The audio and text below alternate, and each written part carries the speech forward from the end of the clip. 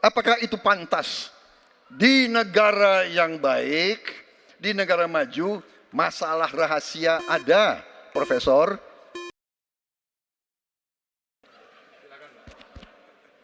Saya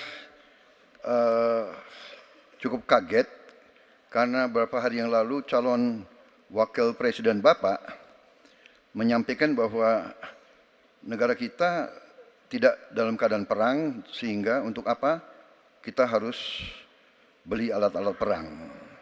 Tapi hari ini Bapak mengatakan Bapak setuju dengan kenaikan anggaran 1-2%. Jadi itu saya minta ketegasan. Yang kedua, ya sekali lagi data-data yang Bapak pegang adalah keliru, dan juga Pak Ganjar tadi juga banyak kelirunya. Saya sangat transparan, dan semua partai yang mengusung Bapak, Profesor Anies, mendukung APBN, berarti mendukung program saya. Termasuk PDIP di Komisi 1. Waktu habis. Baik, Pak Prabowo. Baik, Pak Anies silakan untuk menjawab pertanyaan Pak Prabowo, waktu Anda 2 menit.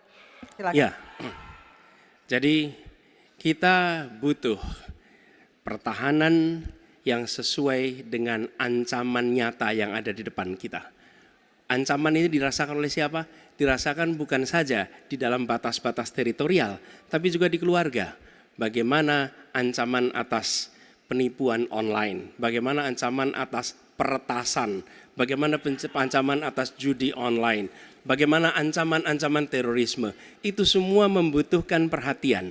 Jadi bukan memutuskan untuk belanja alutsista berdasarkan selera dan berdasarkan preferensi masa lalu, tapi justru harus mencerminkan kebutuhan masa depan. Inilah yang menurut kami penting. Ya, anggarannya perlu kita tingkatkan, tapi jangan keliru. Ancamannya juga mengalami pergeseran.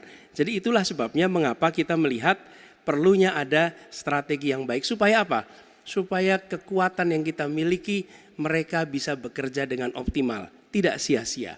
Lalu Pak Prabowo yang saya hormati, ini bukan soal pribadi, ini soal negara, ini soal policy. Penjelasannya ya di tempat ini, bukan di ruang-ruang tertutup yang tidak diketahui oleh publik.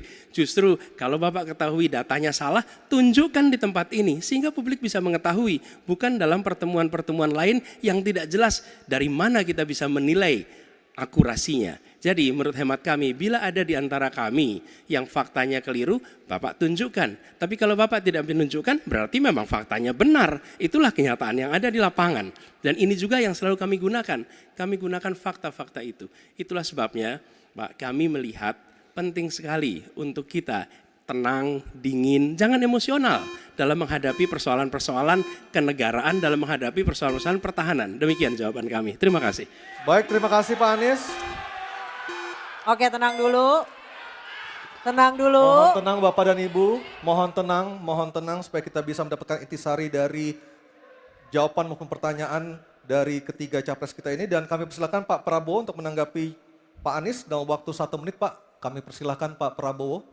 Pak Anies.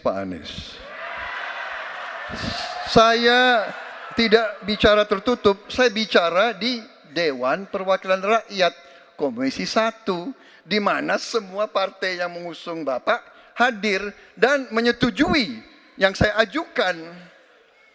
Jadi dan juga sekarang waktunya nggak ada. Jadi saya mengundang kita bicara terbuka. Terbuka, silakan. Tapi saya ingatkan, Bapak cinta atau tidak dengan negara ini? Masa kita mau buka semua kekurangan kita, semua masalah kita buka di depan umum? Apakah itu pantas? Di negara yang baik, di negara maju, masalah rahasia ada, Profesor. Jadi bohong, saya tidak minta tertutup.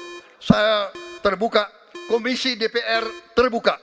Baik, waktunya habis. Waktu habis Pak Prabowo, waktu habis. Kami persilakan Pak. Mohon tenang. Tenang dulu kita lanjutkan. Supaya pemirsa di rumah juga bisa mendapatkan intisari dari acara kita malam hari ini. Mohon tenang. Silakan Pak Anies. untuk memberikan tanggapan atas pernyataan Pak Prabowo, waktu Bapak 1 menit. Tidak ada yang perlu dirahasiakan. Bapak Presiden menyampaikan, Bapak punya lahan lebih dari 340.000 hektar, sementara TNI kita, prajurit kita, selebih dari separuh tidak punya rumah dinas. Itu fakta, tidak perlu dibicarakan secara tertutup. Itu kekurangan yang harus kita perbaiki. Dan ketika tadi Bapak mengatakan, Bapak akan meningkatkan kesejahteraan. Pak, Bapak ini sudah Menhan selama 4 tahun, hampir 5 tahun. Bukan calon Menhan, jadi harusnya menunjukkan inilah yang sudah saya kerjakan. Bukan mengatakan apa yang akan dilakukan. Nah saya menyampaikan, bila saya ditugasi maka kenaikan gaji dilakukan tiap tahun. Maka perumahan prajurit TNI dipastikan dibangun. Sehingga mereka tidak perlu ngekos, tidak perlu mereka sewa. Dan mereka bisa tenang. Mereka diminta mempertahankan setiap jengkal, tapi kita tidak memberikan tempat tinggal bagi mereka berdinas. Itu tidak benar, itu harus dikoreksi. Baik. Tribun X menghadirkan lokal menjadi Indonesia.